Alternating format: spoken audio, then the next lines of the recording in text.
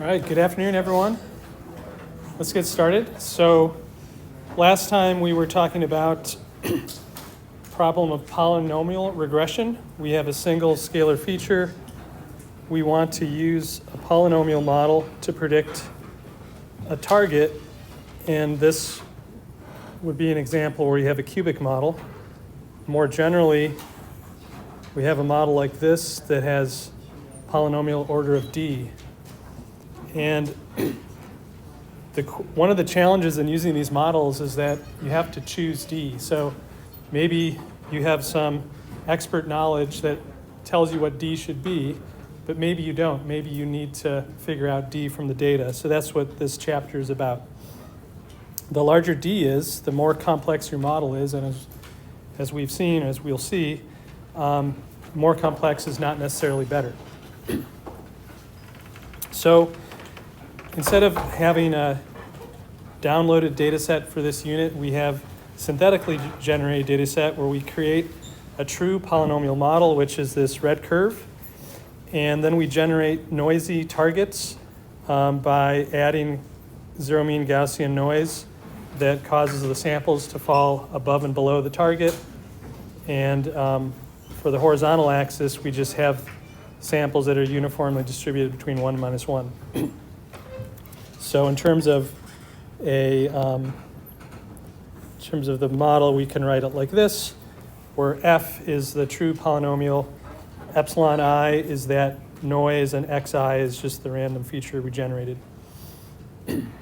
So if we know that if we fit a third order polynomial model, that's the correct model order, then we see that we do quite a good job. The green line is our fit line, and the red one is the truth, and they're very close. So that's great. But what's more interesting is what happens when we fit with the wrong model order. So if we fit a linear model, you get this green regression line, which, as you can see, is pretty far from the true curve. That would be what we call underfitting, where we choose a model that's too simple. On the other hand, we could choose a model that's too complex. That would be overfitting. And in this case, we're looking at a 15th order polynomial model. And as you can see, it also has problems and doesn't do a good job of fitting the true model. The problems are quite different. So what you'll find more generally is that as the model order increases, you end up fitting a lot of the noise and randomness in your data. So for example, this is sort of a picture of what could happen if you have a high enough polynomial model. You could perhaps find a curve that goes through all of your training points perfectly. But the problem is that when you apply this model later to test data, and the test data is generated from the true model and doesn't have the same noise as the training samples, then your overfit model can do a really bad job. So our objective really throughout this whole unit is to try to figure out robust ways of estimating the correct model order D. Okay, so the first thing we tried, which is a naive approach, was we said, let's hypothesize different model orders. For each hypothesis, we'll fit a model to our data, and we'll plot the resulting mean squared error. And when we do this, what we see is the mean squared error just keeps getting better and better as the model order increases. And so this is not really going to work. This is just going to tell us, use the most complex model that you tried, which is going to cause overfitting. So, one way we can understand that overfitting is that as you increase the model order, the models just get more and more general.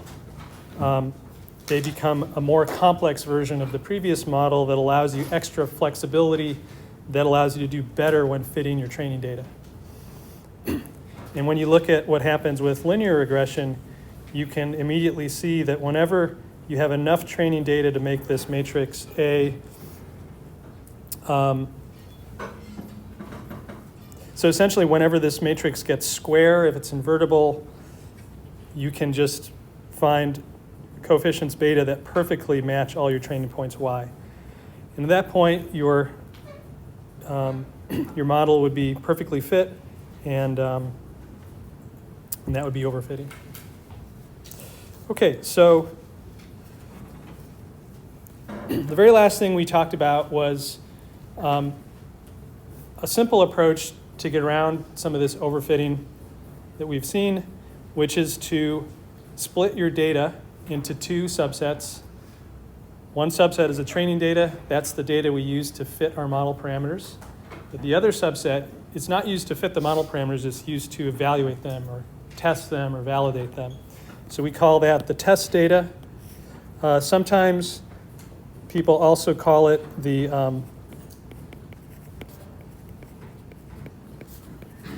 validation data. There's no agreed upon choice between the two. People use both sort of interchangeably. We'll be using test data for now, and I'll talk a little bit more about this in a few more slides. But so the idea, again, is we take our data set and we split it into training samples, and then the remainder of them are going to be test samples. And then what we do is similar to before. For every hypothesized model order, we fit a model. We look at and instead of looking at the training mean squared error, we look at the test mean squared error. And because the test data is different than the training data, we're not going to favor models that fit noise specific to the training data, because that same noise is not in the test data. So when we start to use more and more powerful models that are too powerful, that are fitting that training noise, they won't do a good job on the test data because it has different noise, and we'll see that reflected in the mean squared error. So what we see here on the right, we have the test mean squared error in green and the training one in blue, and you can see that there is a certain minimal test MSE which is achieved at model order d equals 6. Beyond that, it starts to go up. Below that, it goes up 2. So that we can at least get rid of this strictly or non-increasing issue that we saw with our training MSE. Okay, so basically, this is the simplest version of the strategy. You split into training and test. You go through all your different model hypotheses, and you find the one, or you choose the one that does best on your test data. Okay. So this is definitely better than before, but as you can see, it's not perfect. It's not finding d equals 3, which we know is the truth on this synthetic data. It's finding d equals 6. So we'd like to know, ways to improve this. So we'll go through various ideas to improve this during today's lecture. But let's just start with sort of another issue, which is the fact that if I take my data set and I split it into training and test, then I have less training data to work with, right? So generally speaking, what you find in machine learning is the more training data you have, the better you can fit a model. And so now we have less training data, so that's going to be an issue. So for example, maybe I split training and test 50-50. So half test, half training. So now I have half the amount to train my model, so that's bad. Then you might say, well, you shouldn't do 50-50, you should do like 90%, 10%. Well, the issue with that is that 10% of validation data is also a problem when that gets small, because now when you do this, when you evaluate the performance, if you do it on a very small data set, your evaluation is going to be very dependent on the specific test samples that you chose. So it may not reflect what happens more generally. So there's sort of a trade-off here. If you don't want to make either the training or the test too small. Probably the most common split people use is 80-20 that I've seen, but it's just sort of a guess. Okay. Yeah. With 80 going to which side? Oh, 80 for training and 20 for test. So that's just like, there's nothing magic about that, but it's just probably the most common value. Okay. But there is a way around this that we can use at the expense of more computation. And this is called k-fold cross-validation. So the idea goes like this. You take your training set and you split it into k different pieces, or what they call folds. So in this picture, we have 10 different folds. And then what you do is you take these 9 folds to train your data, this one to test it. And this is going to give you one validation MSE. Okay, that's similar to what we did before with a 90-10 split. We're not done. We're going to repeat this using a different fold for test data and all the remaining for training data. So this is going to give us a different validation mean squared error. And we're going to continue this process until we go through all the different possible test folds. And in this case, there's a total of k equals 10, so we have 10 test folds. We will get 10 different validation mean squared errors, and we will finally average them to get the overall validation mean squared error. Okay, so the advantage of this approach is that you can see that we're training our model using 90% in all cases, but we don't have the issue that we're stuck with only 10% of the test samples, because we actually do use all our training samples, or sorry, all our available data samples for test eventually. Yeah.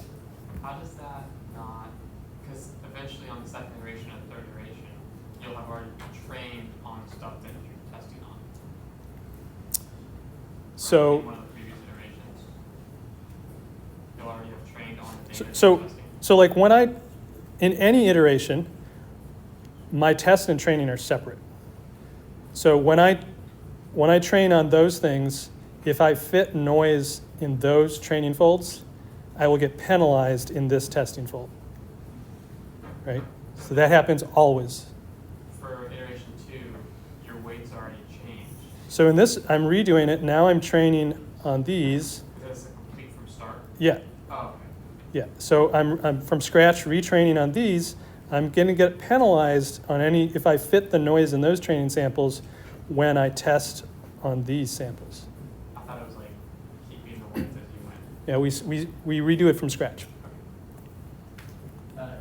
Is there still the magic of the 80-20 for this, like to be 5 iterations, would that be half So- this computation weighted? So here, yeah, so here, typical numbers people use would be 5 or 10, but the trade-off is a little different here. So here, the issue with this is it becomes expensive because you have to do k different fits. So that takes computation. So, on the previous page, with this simpler method, we were doing one fit on, 80% of the data. Now, if I do k equals 5, I'm doing 5 different fits. So it's going to take me 5 times as long to train my model. So if the data set is small, this is not a problem.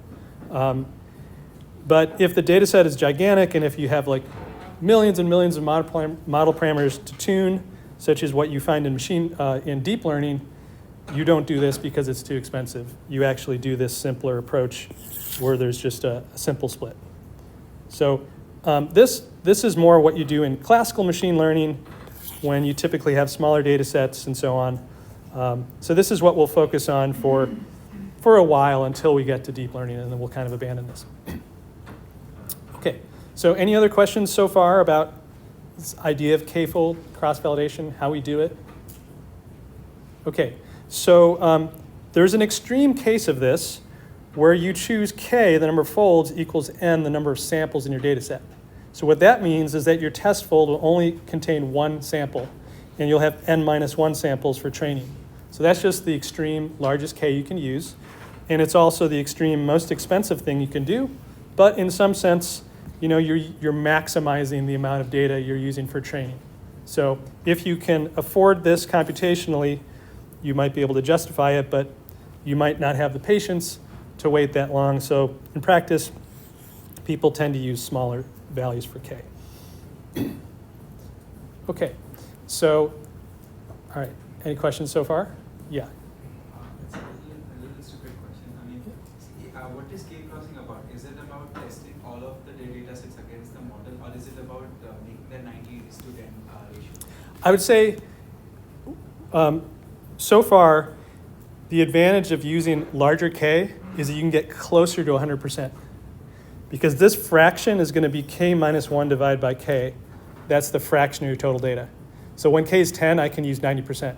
If k is 100, I can use 99. No, but if the point is about making different iterations and then summing all the errors that we're essentially getting, then why not just put it 50-50 and then go for 2 iterations and decide what is the error you're trying to get here? Yeah, so the problem with that, if I had k equals 2, is that I only get to use 50% of my samples for training at any given time. But then both of them are getting trained. Like both of them you will be able to figure out the noise present, right? Because if you're able to do 50 to 50. So the problem is, let me just give you an example. When we talked about a linear model, remember how once the matrix gets too short, we can't even do our inversion? So fundamentally, when I have a certain number of parameters to train, let's say d plus 1 parameters to train, I want as many training samples relative to that d plus 1. So when I do the training here, I only get to use the training folds. I don't get to use this fold at all. So if I have k equals 2, then I have half and half, and I can only use these for training. But if it's a big enough data set, it's still a lot of data points, right? It's, well, it may be a lot, but maybe you can do better if you had 90% rather than 50%. But it still increases the complexity of the model. Yeah. If you talk about in terms of complexity, you would rather go for something which is too simple and then try to get the answer out of it. Right, yeah. So there's a trade-off here between performance and complexity. So these numbers, 5 or 10 are typical values people use to navigate that trade-off. Is there another question? Yes. So once we train the model using the k-folds method, so what will the final model be the average of all the folds, like all the iterations? Okay, yeah. So once we do all this, and let's say we finally select our model order based on our validation mean squared error, then you can come back and you can use all your data to retrain your model. It's just that for training, for doing this validation, we have less training data. So, but once we're done with this k-fold stuff and you've chosen, d equals 4 or whatever, you can come back and use 100% of your data for training at that point. So that's always a good practice. But, if you only used half your data to evaluate the best model order, you might find you're not getting a good evaluation. And so even when you come back to use the full data, you have a bad value of D. So. My question was that, let's say I'm doing the k-fold validation on the first fold. Okay. So I get a value for D. Let's say that let's call that D1. And the next Well, no, so if I'm doing this on this here, I'm going to get one mean squared error, which is going to reflect what happened on this test fold. And I'm going to do that for every possibility of D that I want to test. So maybe I have like D from 1 to 10. So I'm actually going to do this 10 times, fit 10 different models. And so I'm going to have a vector of 10 MSEs. Now I'm going to redo this for this test fold. I'm going to have 10 more, and so on and so on. Eventually, I'm going to have a whole matrix of mean squared errors, one for every possible model, like one for every possible D, one for every fold. So then how will you select the final D? We'll see that in just a couple slides. Yeah. Okay. Okay. So let me just move on. So here we can be a little bit more specific about exactly how we do this. So I think this will answer just the last question here.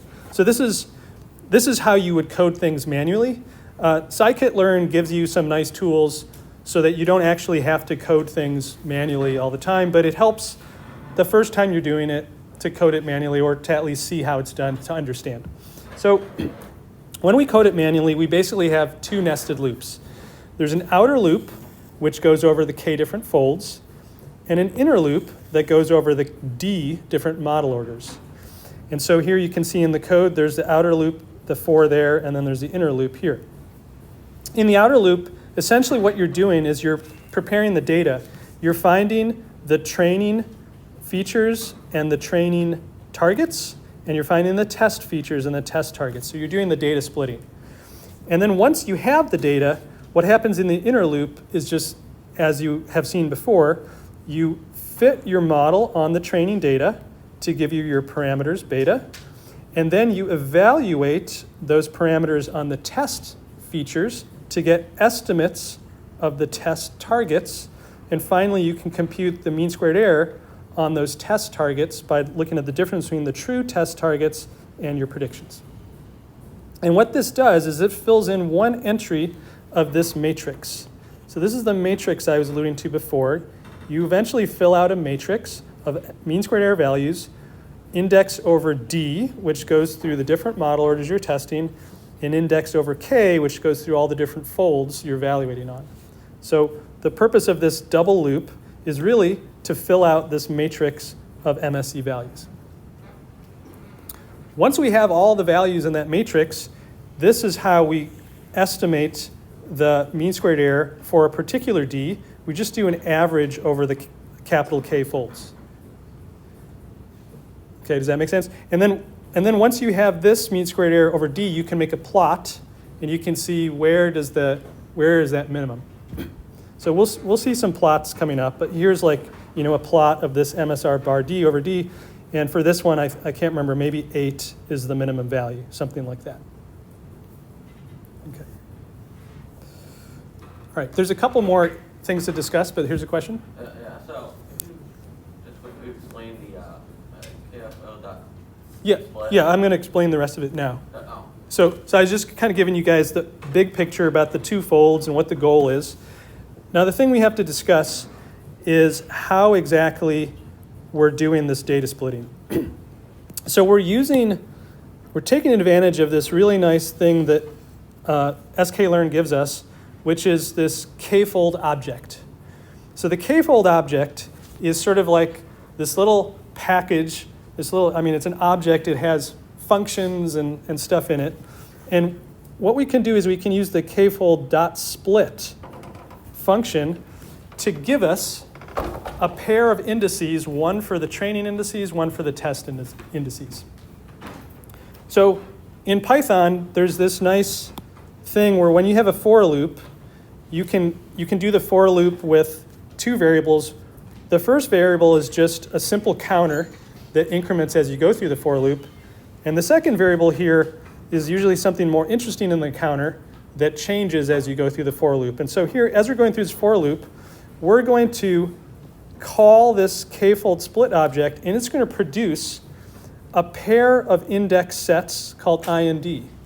Down here, we're going to unpack IND into the training indices and the test indices. Once we have them, we can use them to split our data. So from the training indices, we just look at X data over the training indices to give us our X training.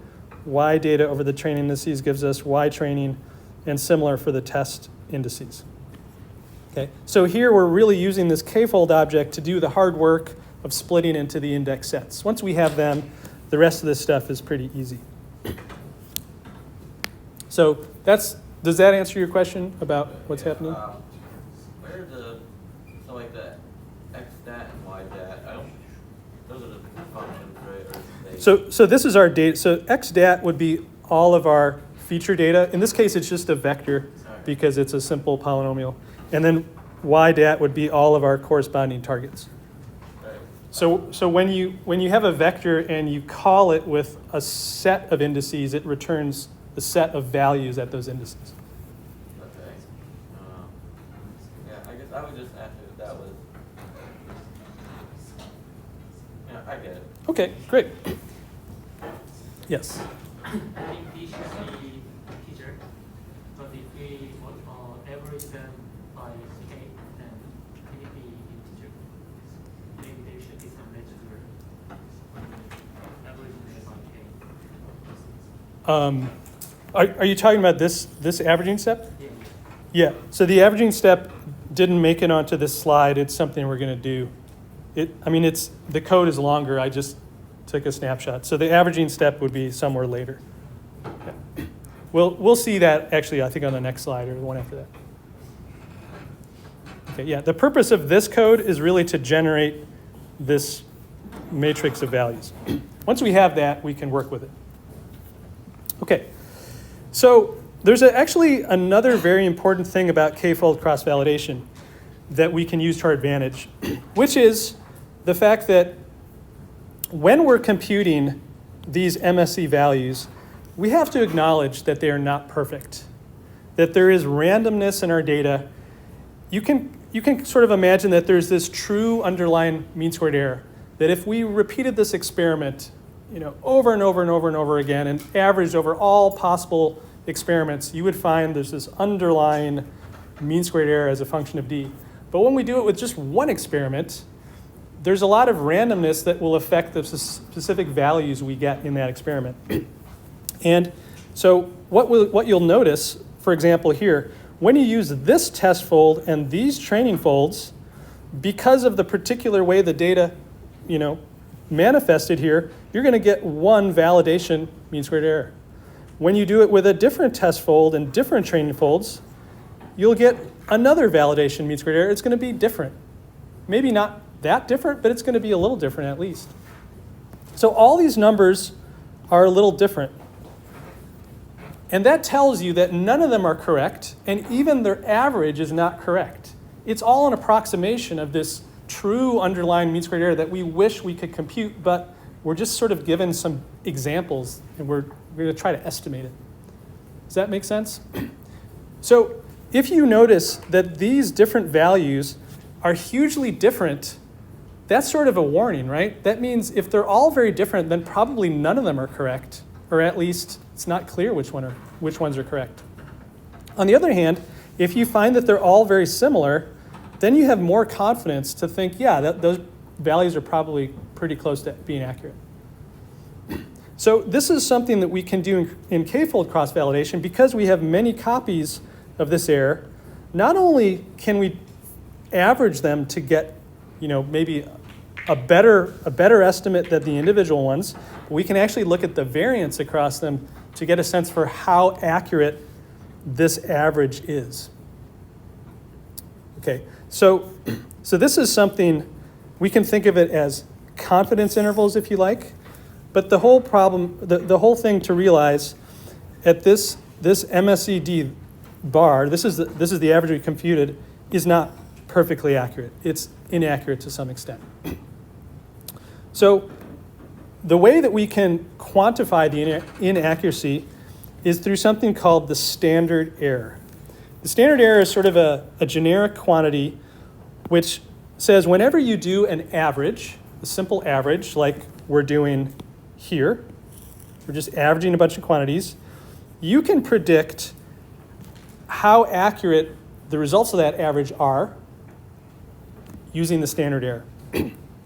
So the equation for it is you take the standard deviation of those different MSE D variables. You can think of that as like those are over our k folds. We have k different examples of that. You can think of it as a random quantity, and we're looking at the standard deviation.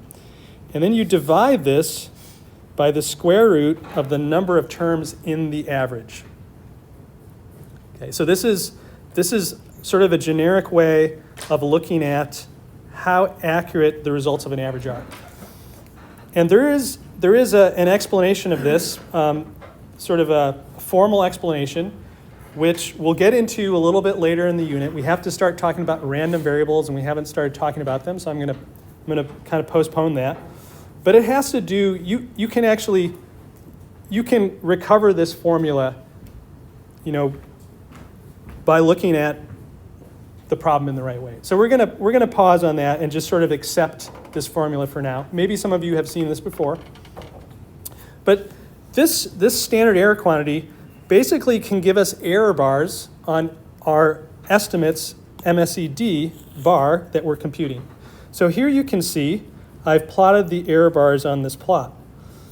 And you can see that the error bars change in size as we go through different model orders. So based on the cross-validation experiment that we did, there was a lot of variation. When the model order was 0, there was a lot of variation in those MSEs across the k-folds. And when you look at the standard error, or the standard deviation of them, and divide by square root of k, I think for this experiment k was 10, if I remember right. the standard error is pretty big. So that's why these error bars are big. But if you do this at model order 1, actually they're much more consistent, so those standard errors are smaller. So the whole point is that it allows you to step back and realize that the solid line, which is plotted in the MSE bar D, is not perfect. You shouldn't assume it's perfect. You should look at it a little suspiciously. And as we'll see on the next page, we can use this to our advantage in coming up with a better model order selection rule. Okay. But for now, let's focus a little bit more on a few of these details. So before I get into the definition of this standard deviation, are there any questions on anything I've said so far? Yes. If K equals N or D or whatever it was to have one sample per fold, would that only make the error less, like there's no way to get it to 0? I think so as K increases, you would notice two things.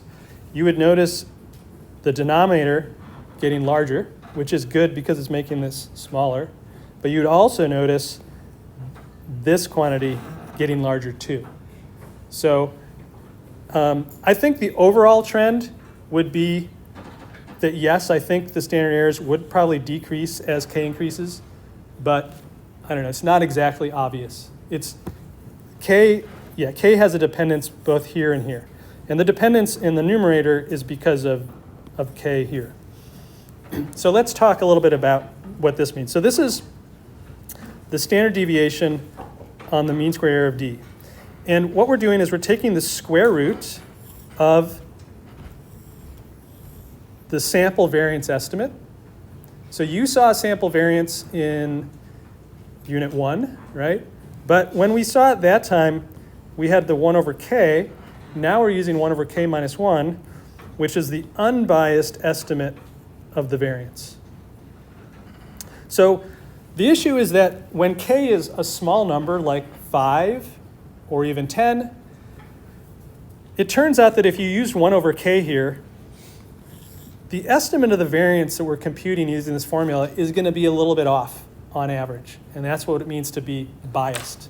Is on average, it's always going to be a little bit smaller than it should be.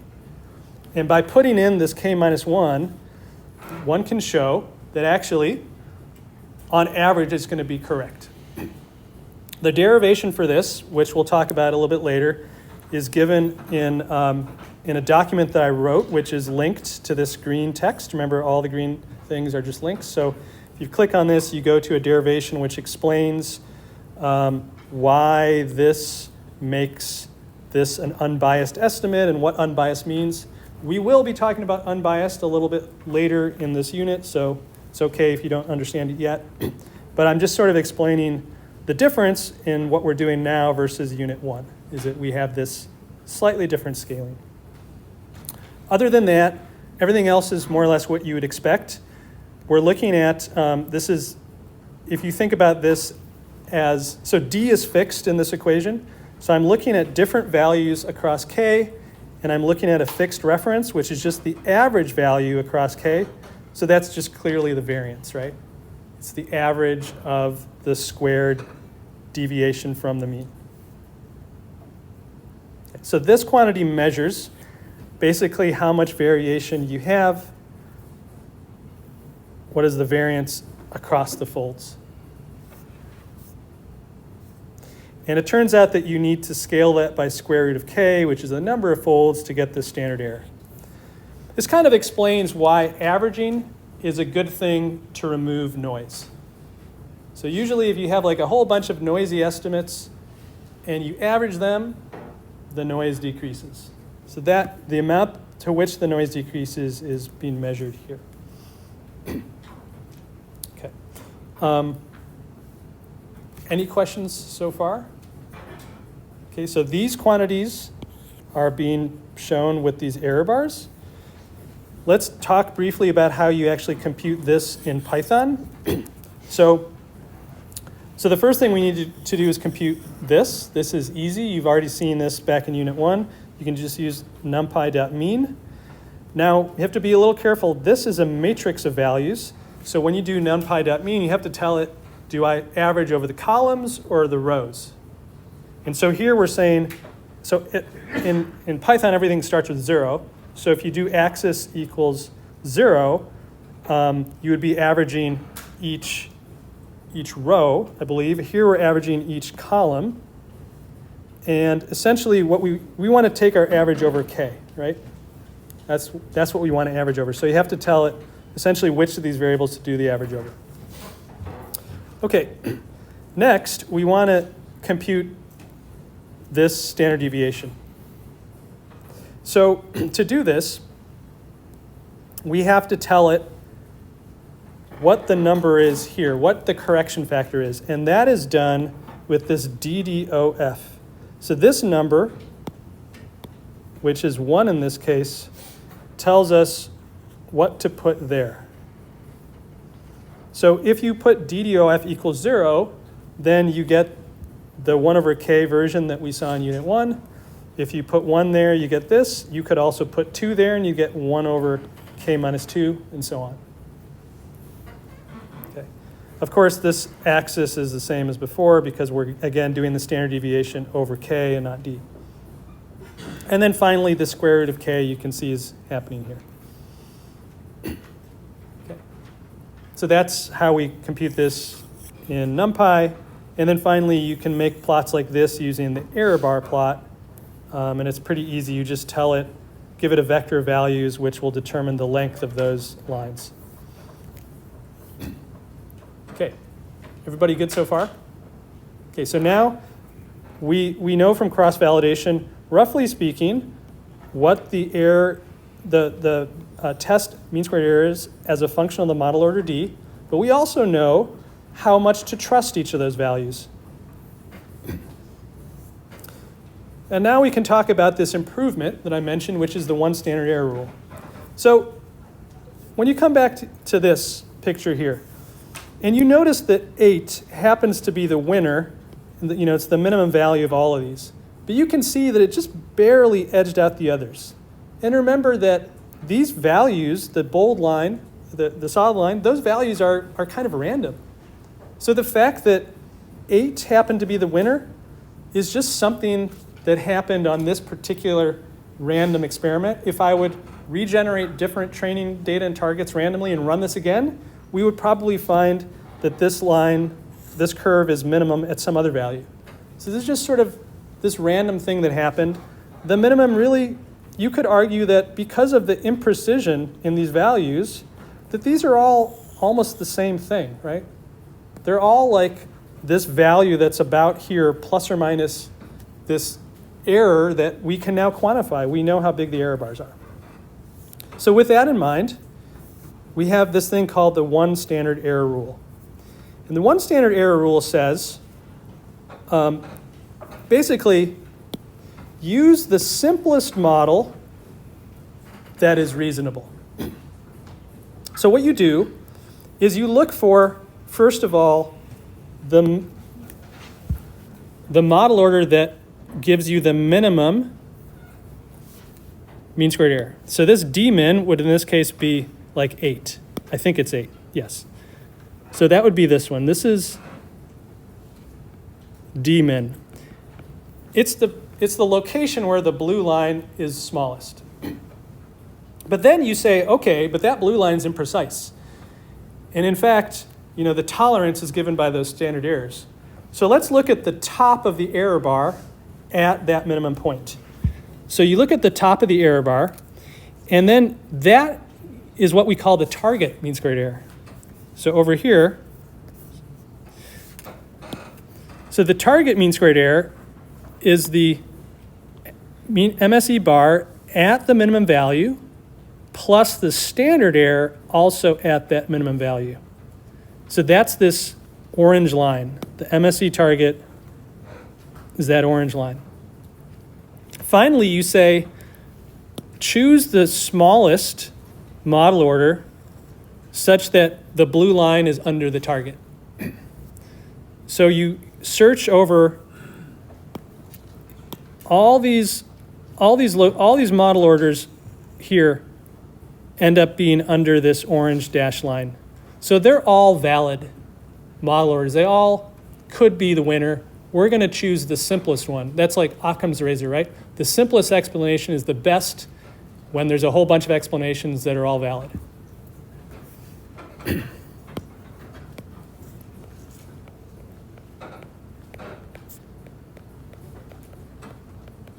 Simplest explanation is best. So we found that there's a whole bunch of different model orders that can explain this data equally well. We're going to choose the simplest one. And the simplest one is the smallest d, right? The smaller d is the simpler the model. So when we do this, it turns out that the simplest one is d equals 3, which is exactly the true model order. Now this doesn't always work, but it usually works a lot better than choosing d min. Well, it might be slightly off topic, but obviously D is the number of features we have like in a real model. So like, how do we? So for right now, d is something we're choosing because since we have a polynomial model, we're actually creating our features. Like the first one is x, the second one is x squared, the third one is x cubed, right? And we can use as high a power as we want. So in some sense, we're creating our own features and we're wondering how complex should we be. But more generally, we can apply this approach to things that are not polynomial models, where we just have a set of models of increasing complexity, and we have to choose among them. We can do all this. It's not only about polynomial models. Okay. All right, so is this idea of the one standard error rule making sense? It's like the simplest model such that, according to the errors in our evaluation procedure, gives us a plausible explanation.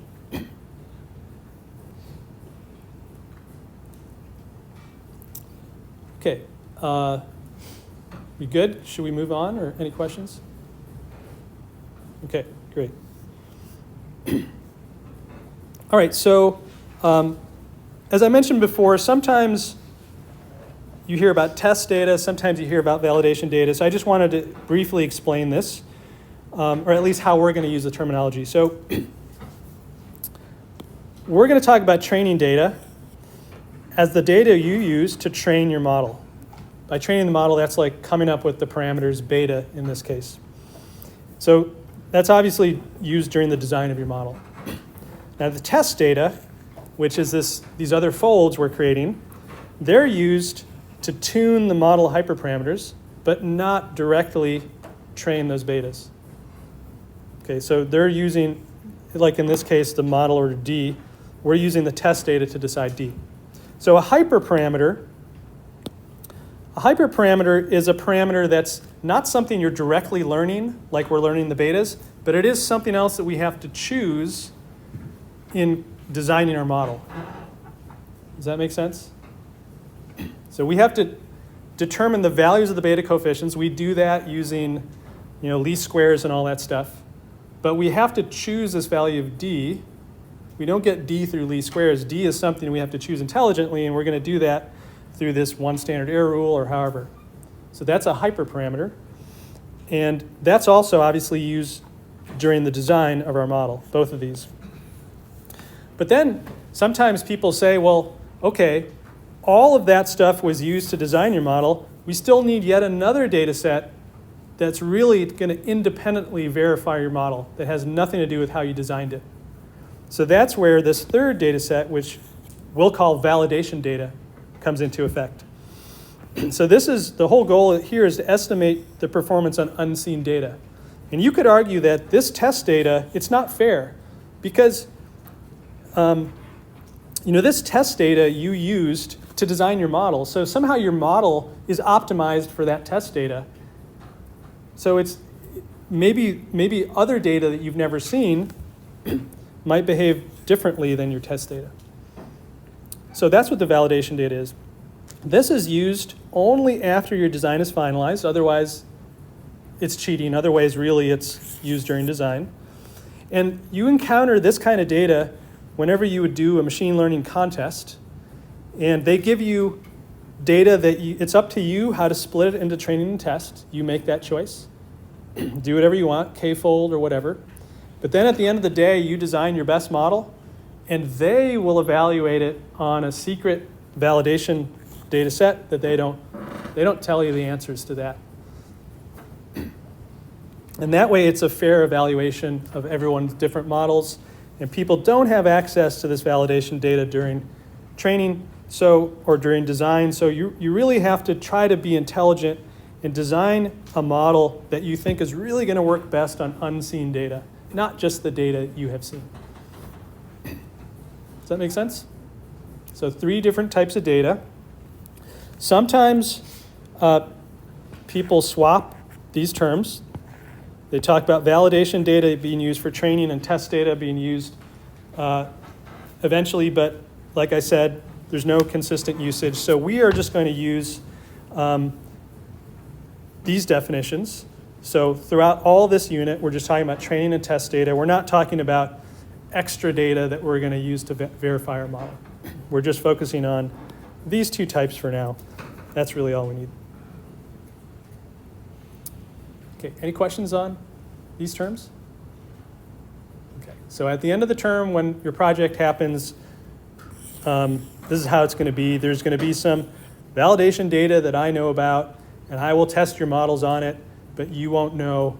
Well, you'll get to test your models like once a day. You'll just get a number, like the accuracy. That's it. You won't really know the details of all the test labels. You'll just get like a snapshot. And you're only allowed to do it once a day, because otherwise, if you could do it as often as you want, you could eventually use this as if it was test data, right?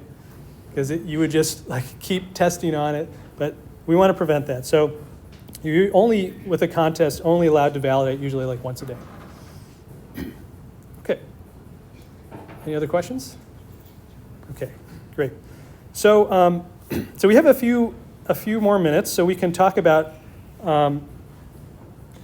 sort of basically taking these ideas we learned and formalizing them using a bit more math, but formalizing them in a way that's going to be more powerful and will give us a set of tools that's more useful in understanding what happens when we train machine learning models in general. So the first thing is to realize that all this stuff that we said about polynomial regression, that's just one example of what really happens in practice. So in polynomial regression, we saw choosing D, the order too small causes underfitting, choosing it too large causes overfitting, and that we can choose D by minimizing this test mean squared error through cross-validation. Okay, so the more general concept is that some models are too simple and they cause underfitting. Some models are too complex, they cause overfitting. And that in general, we want to navigate that complexity, choose the best complexity by minimizing. If we're doing regression, which is our current focus, we can look at this mean squared error.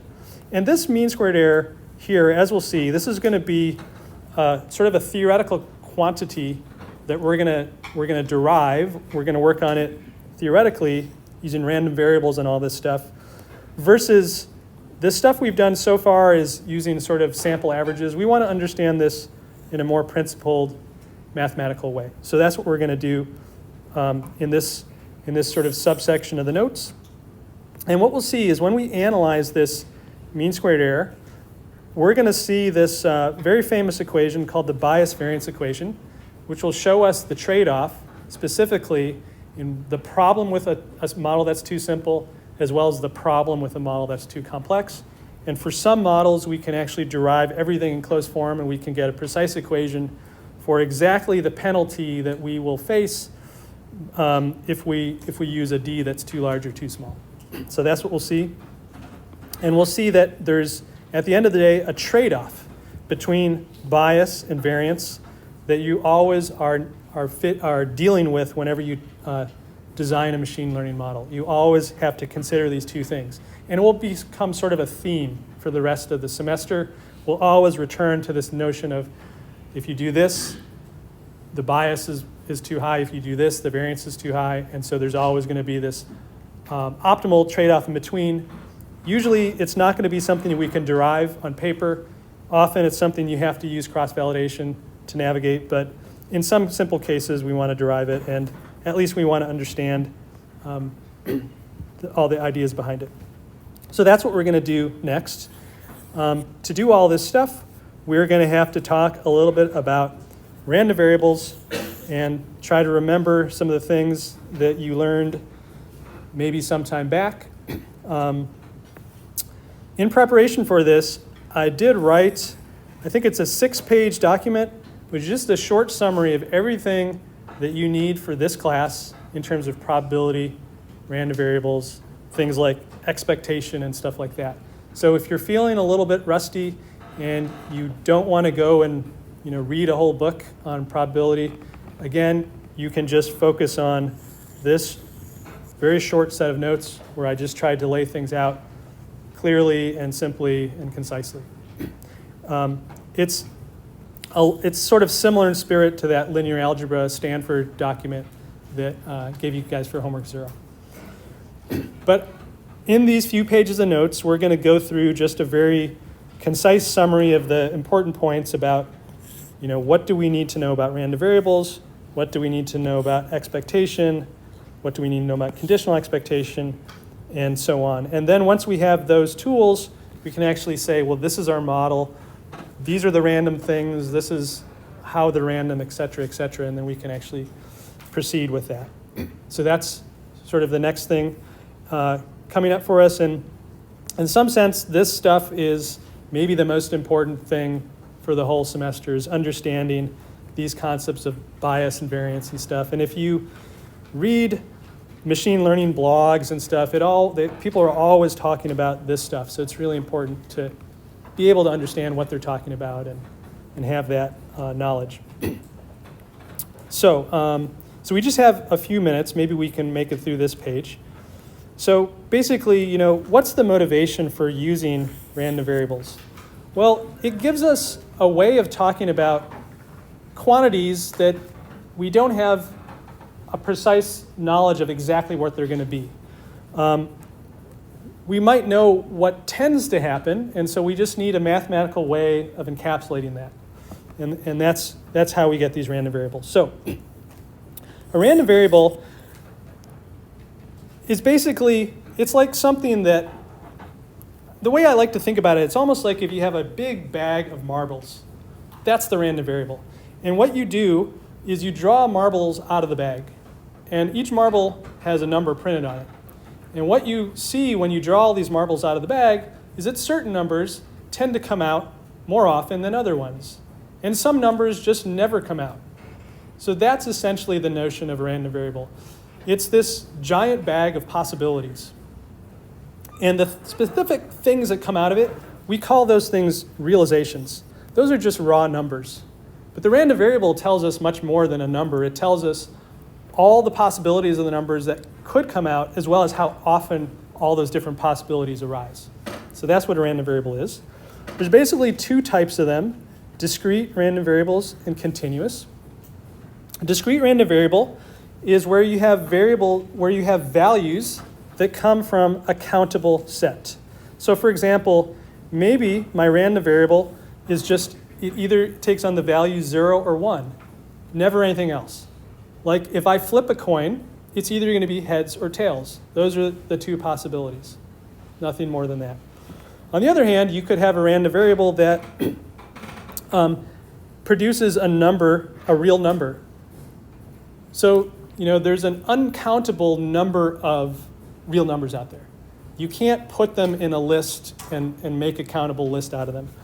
So in terms of, I don't know if you guys have thought much about countability, but if I have a set of finite possibilities, like there's k specific things that can happen, that's obviously countable. But another example is if I have the set of integers, like I go from 0, 1, 2, but I go all the way up to infinity and all the way back to minus infinity. So even though there's an infinite number of them, they're still countable in the sense that you can put them in a list and navigate through that list. You can't do that with real numbers. It's not possible. Okay, so that's the difference in scope between a discrete random variable and a continuous random variable. So let's talk a little bit more about discrete random variables. So just for these few pages, I'll use capital letters for random variables. So let's say that A, I'm using for my random variable. So this A can take on values, can take on only these k values. So 0, 1 if it's heads or tails, or maybe 1 through 6 if I'm talking about a 6-sided die, right? And the way you talk about them is you just talk about how probable each one of these possibilities is. And you put those probabilities into a vector. And that thing is called the probability mass function. That essentially tells you everything you need to know. So, if I have an unfair coin, I have basically two probabilities, the probability of heads, probability of tails. If you tell me those two numbers, you tell me everything about that coin. So in terms of those probabilities, they have to be between 0 and 1. They can never be below 0, never be above 1. That wouldn't make sense. And they have to sum up to 1.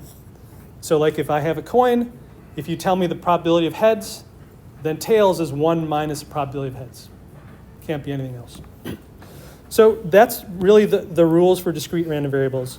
You have this probability mass function, and we'll write that with little p, bold, because it's a vector, and we'll, as a subscript, put on the name of the random variable that we're talking about. Okay, so for continuous random variables, it's a little bit more complicated. So one way to talk about them is using the CDF, which is the probability that the random variable takes on a value less than or equal to a specific number a, which you specify when you look at the CDF. So if you're talking about a Gaussian, you might say, like, what's the probability that a Gaussian random variable takes on the value less than 0.5?